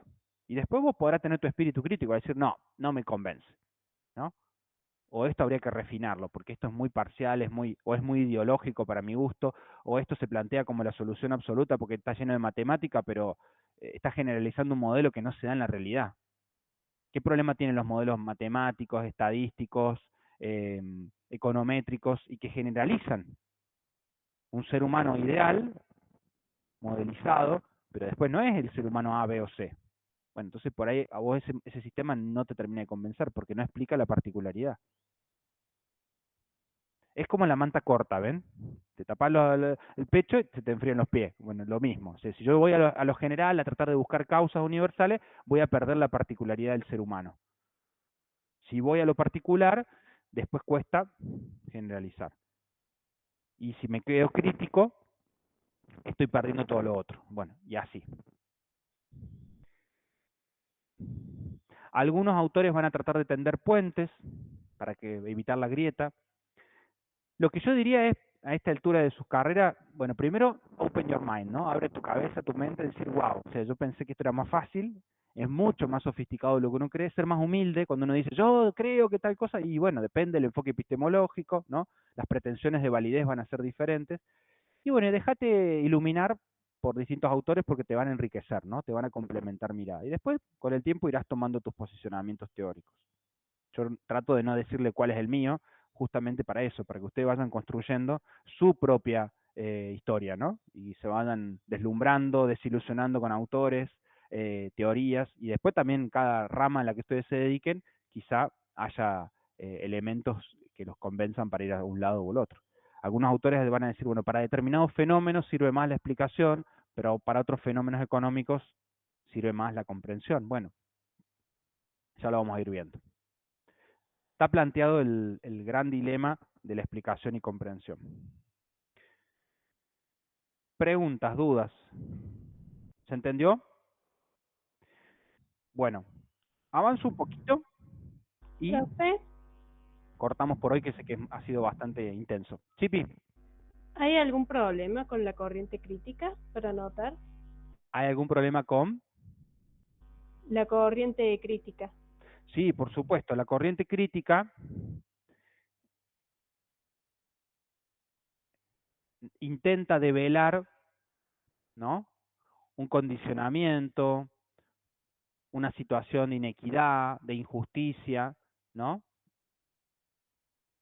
Con el fin, con el objetivo de emanciparnos, de liberarnos de ese condicionamiento, ¿no? O de hacernos tomar conciencia, por ejemplo, de que somos demasiado consumistas, o que la mujer ha estado subyugada al hombre, la economía feminista, ¿no?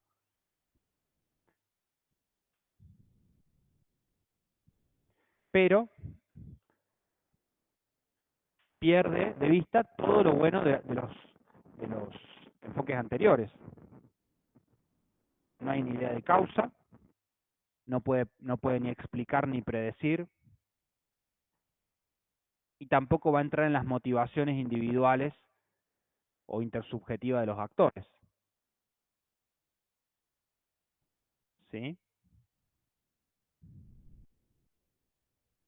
O sea, carece de lo bueno de las otras teorías. Va a haber algunos autores críticos que van a ser interpretativistas, ¿no? Es por ahí más fácil ese cruce entre ser crítico e interpretativista que ser crítico y naturalista. Entonces ahí va a tratar de solucionar el problema del interpretativismo. Pero ¿de qué se lo va a acusar muchas veces al crítico, a la crítica? De que es ideológico su planteo, no tiene base científica, ¿no? Cuando vos escuchás hablar a alguien, dice, no, porque todos son buenos, sí, está bien, pero ¿qué propones? Que nos hagamos todos hippies, ¿no? Que nos quedemos en una cueva, ¿no? No, bueno, porque tenemos que ser, bueno, sí, una expresión de deseo, pero la realidad es otra, ¿está claro? Entonces, ahí también está un poco la debilidad de decir, bueno, y el argumento es ideológico, entonces si yo tuviera otra ideología podría decir cualquier otra cosa. Y bueno, y es más subjetivo, el naturalismo es más riguroso, entonces una vez se dice, y bueno, naturalismo gana tiene más rigor, científico, matemático, etcétera, etcétera. ¿Se entendió? Igual todo esto, cada vez que vayamos avanzando, cada vez le va a quedar, lo van a interiorizar más. Es más, van a decir, este profe tal cosa, este profe, este autor, ya lo van a ir incorporando rápidamente. Bueno, el capítulo 2 del libro se va a meter con la explicación científica. O sea, ¿en cuál de los tres modelos? El naturalismo. Muy bien, borro un poquito, el naturalismo. ¿Qué va a hacer Klimovsky a partir del capítulo 2? Va a tratar de desarrollar modelos de explicación científica, o sea, en el marco del naturalismo, acá,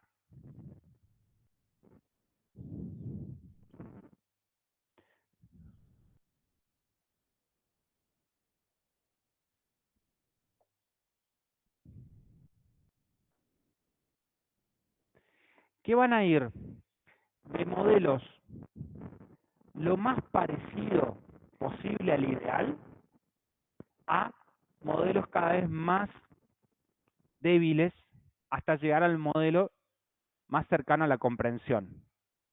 ¿Se entendió? O sea, cada modelo de explicación científica que veamos va a ser más cerca al naturalismo, menos, menos, menos, menos, hasta que lleguemos a modelos más cercanos a la comprensión. Va a decir, bueno, yo voy a armar como un degradé, ¿sí? Como un abanico de opciones de explicación científicas en las ciencias sociales, y nosotros lo vamos a llevar a las ciencias económicas, para tratar de sostener lo más que se pueda el modelo de cientificidad naturalista. Entonces voy a decir, bueno, este sería el número uno. Si no lo puedo aplicar en mi objeto de estudio, bueno, pase al 2. Si no lo puede aplicar, pase al 3. Y bueno, y si ya bueno, lleguemos al último modelo que va a ser el de la comprensión. Como que lleguemos a la comprensión, no diría por descarte, pero cuando la unidad de análisis se resiste a ser explicada en los modelos anteriores, bajo los modelos anteriores. ¿Se entendió? Bien. El primer modelo es el modelo nomológico deductivo.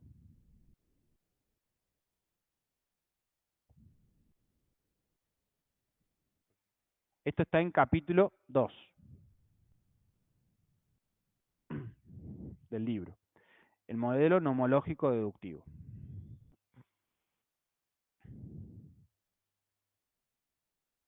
Profe, ¿puede volver a explicar que se me cortó y no entendí esta parte?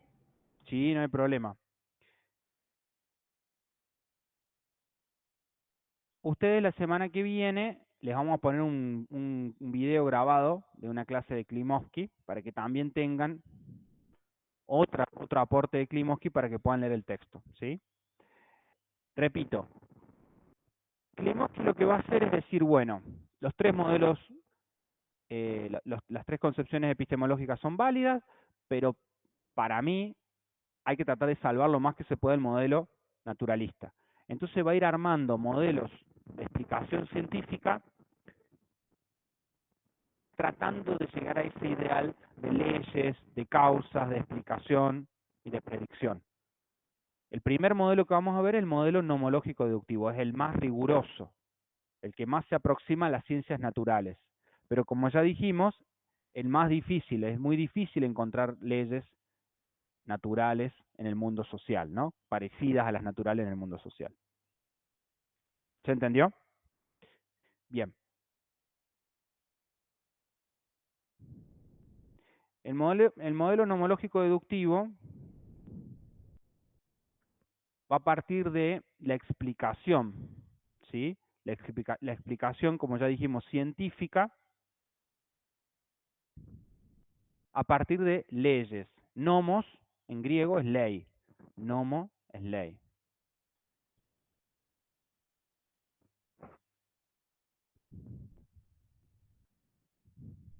Entonces, el modelo científico va a decir, bueno, hay premisas, sí,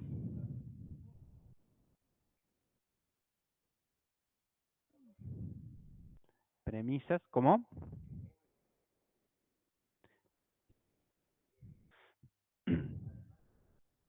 Sí.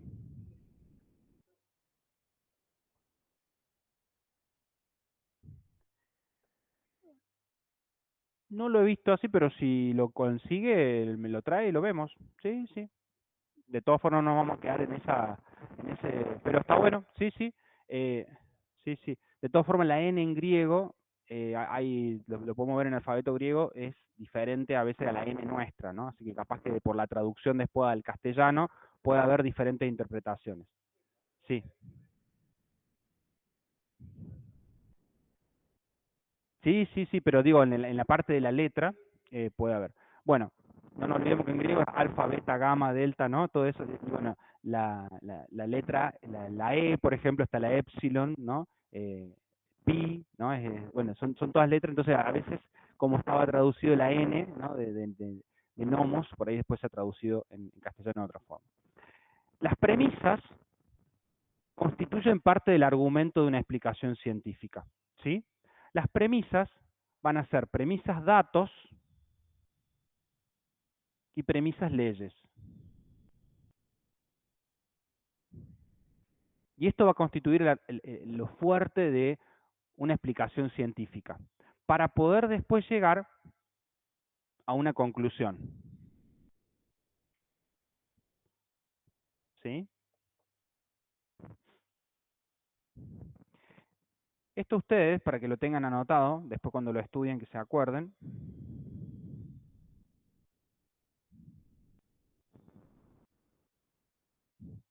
está en la página 34, ¿sí?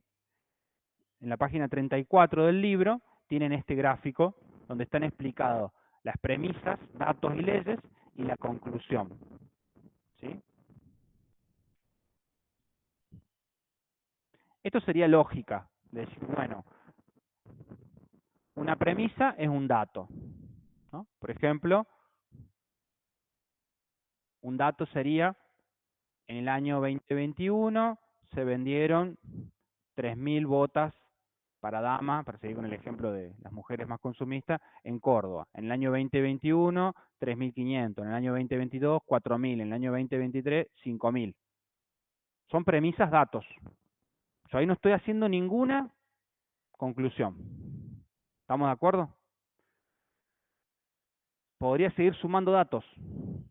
Los datos tienen que ser pertinentes, relevantes, para poder llegar a una conclusión. Sumo tantas premisas, datos, como sean necesarias, y después sumo una o más premisas, leyes. Por ejemplo, ¿qué ley podría poner yo?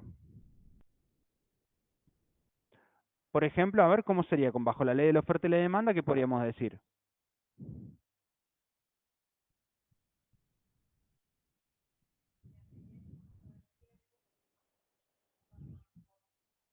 Claro, pero la ley de la oferta y la demanda correlaciona o vincula, claro, el consumo a los precios.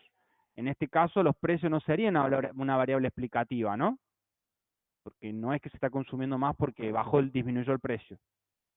Entonces, ¿qué ley podría incorporar yo? Podría ser una ley social o una ley económica. ¿Qué ley podría incorporar?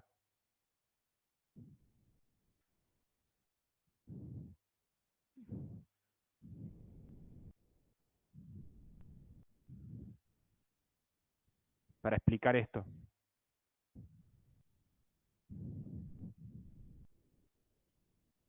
Cada vez que se pone un producto de moda, el consumo del mismo aumenta, ¿no? ¿O no? ¿Está bien? Lo pongo de manera general. Pongo una premisa ley para poder explicar algo que se puso de moda. Porque como no lo puedo explicar por precio, lo puedo explicar, por ejemplo, por una cuestión cultural.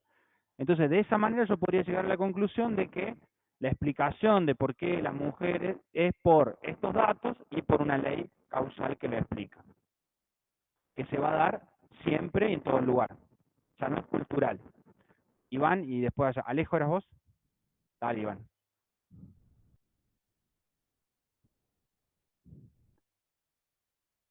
¿Quién levantaba la mano, Iván? Ah, Valentín, te bauticé.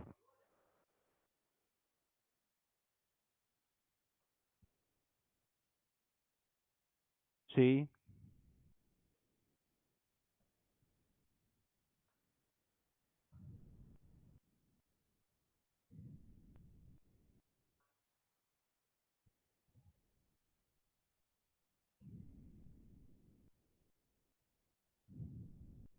exacto. Yo podría refinar la ley, ¿no?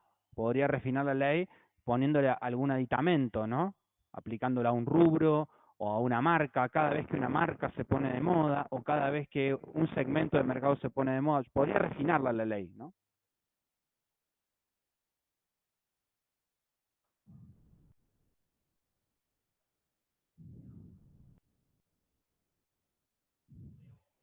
No, no, en este caso acordate que no estamos en una mirada crítica, no estamos haciendo un juicio de valor, al contrario, estamos en el naturalismo, estamos tratando de explicar y predecir, acá no hay ideología. Por eso te digo, no te confundas con el crítico, cuando yo hablaba de la felicidad era crítico, ahora me saco el capucho de crítico, me puso el sombrero de naturalista. Estoy tratando de decir, che, ¿por qué hay datos que marcan algo, ¿no? Así, che, todos los años se vende más esto. ¿Cómo lo explico? No estoy criticándolo, ¿sí? Para que no nos confundamos, porque es importante no confundirnos los enfoques. Uno habla de tantas cosas que después uno por ahí se le mezcla. Acá estamos diciendo, che, yo tengo estos datos que son de la realidad. Son datos, tengo los datos de venta de la Cámara de Comercio de Córdoba que me dicen, tal año se vendió 1.000, 1.500, del mismo producto o de la misma categoría de producto. Datos. Y después yo digo, bueno, hay una ley social que dice que cada vez que un producto se pone de moda, su demanda aumenta. ¿sí? O la cantidad demandada aumenta. No por una cuestión de precio, sino por una cuestión de estatus, estilo de vida, lo que yo quiera poner. Sin hacer un juicio de valor con eso. Sí.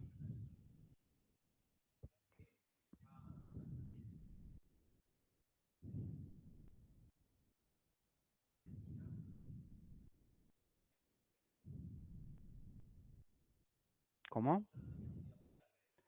A ver, reformular lo que no te lo entendí, a ver. Sí,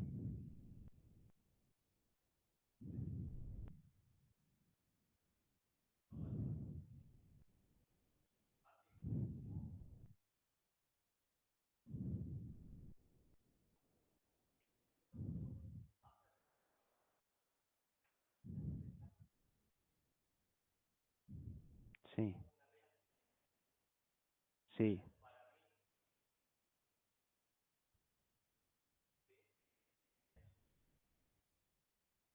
Pero no te sigo en este ejemplo, ¿cómo sería?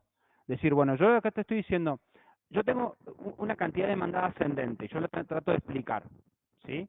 Y digo, bueno, lo puedo explicar por precio, ¿sí? O lo puedo explicar por la moda. O podría ser una combinatoria de ambas, ¿o no? Podría ser una parte explicativa. Entonces yo podría hacer incluso una función matemática donde podría tratar de explicar qué porcentaje del peso en la decisión está teniendo el precio y qué porcentaje tiene la moda. Es más, podría poner dos leyes, una ley uno y una ley 2. Una ley uno que hable de los precios y una ley 2 que hable de la moda. Y trato de modelizar ese comportamiento humano agregando cada vez más variables para hacerlo más robusto, más explicativo. ¿Se entiende lo que estamos tratando de hacer? Sí,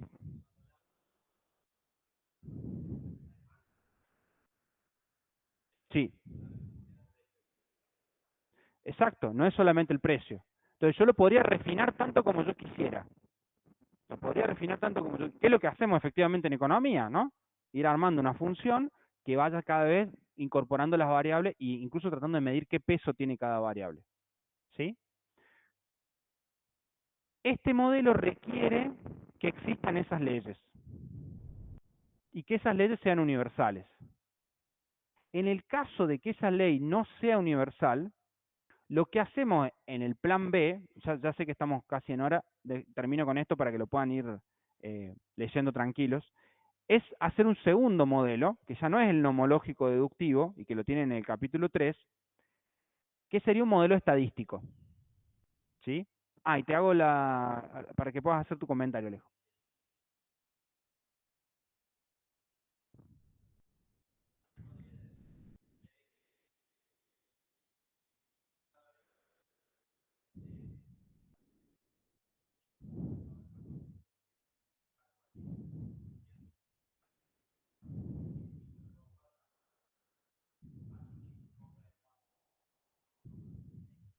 Sí, uno podría decir, cada vez que Messi hace un posteo, ¿cuánto aumenta la venta de ese producto? ¿No?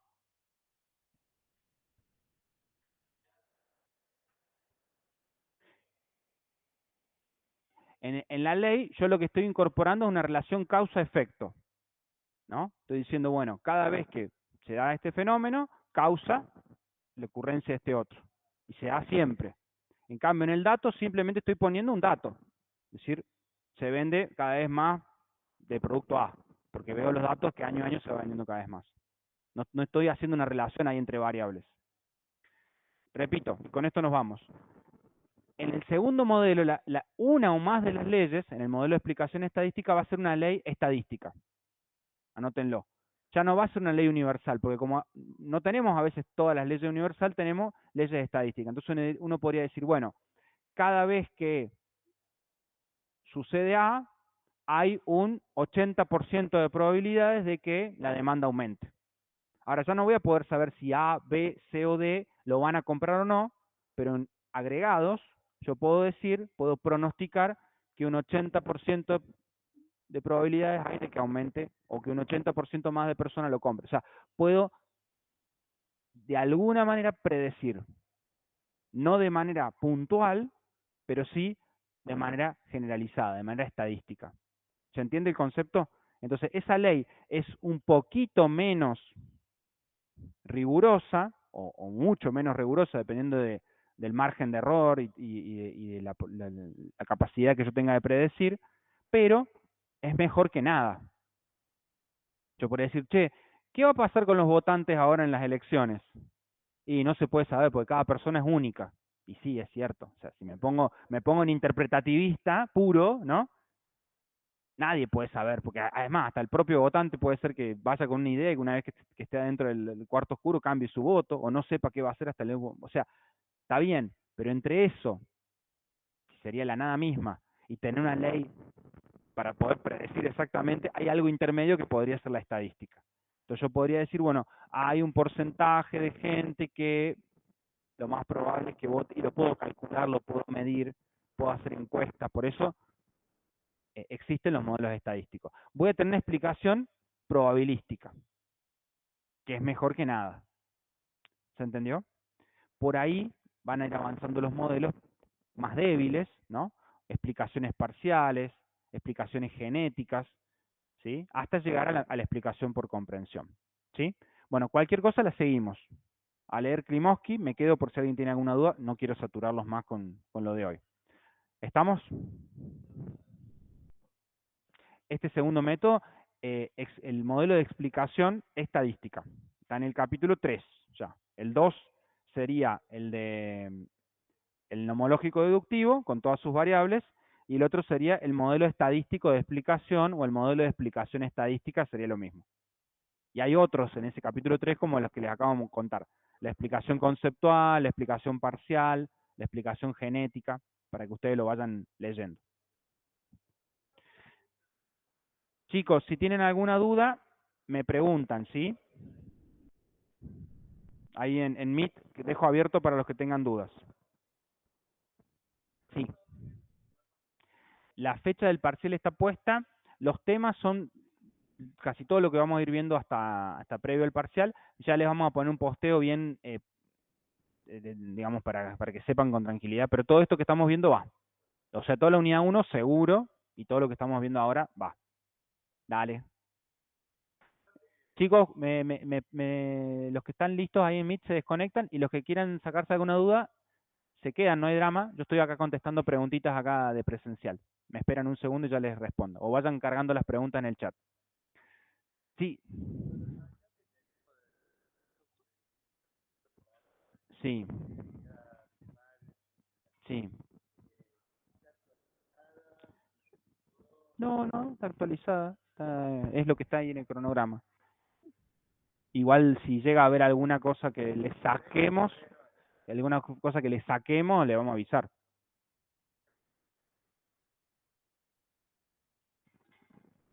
Tienen las fechas, ¿no es cierto? Sí, sí, están las fechas cargadas. Sí, sí, en el aula.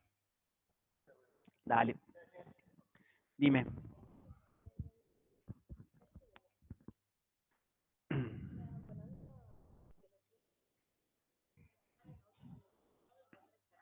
Bien.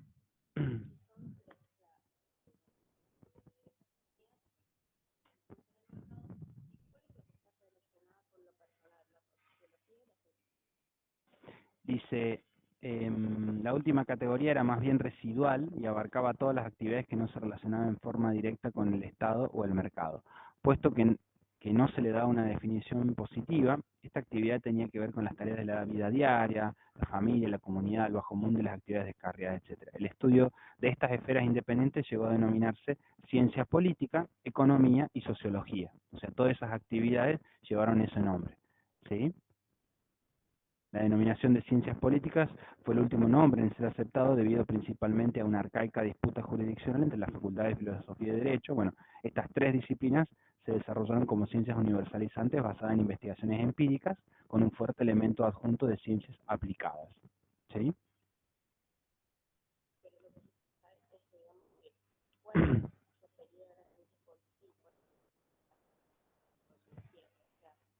Claro, el mercado sería más para la economía, ¿sí? El Estado sería más para las ciencias políticas, y lo, entre comillas, personal para la sociología, ¿sí? Pero digamos, no es tan excluyente, digamos, una de la otra.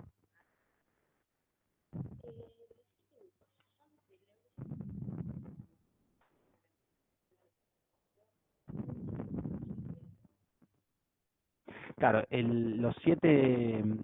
son 7 componentes o 7 elementos del mito civilizatorio, ¿no? Que justifican esta visión eurocéntrica, ¿no? Es decir, bueno, Europa es el centro de la civilización, el centro de la modernidad, y está obligada moralmente a civilizar al resto. Y esto justifica eventualmente la violencia.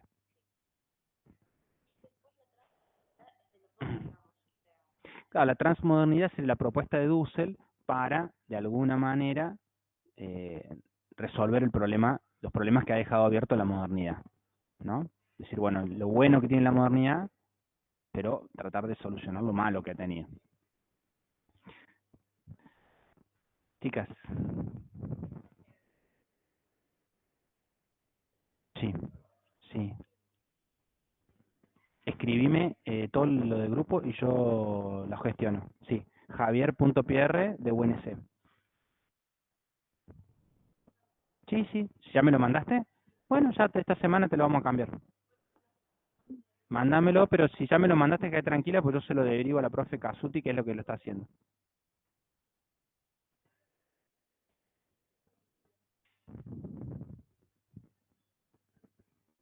Eso háblalo con tu tutora o tu tutor, para ver si te da una forma de solucionarlo. Dale. Igual, de sociales, igual. Nos vemos. Chicos, ¿alguna duda que tengan la gente de Meet? No, profe, gracias. Bueno, si no hay dudas, cerramos.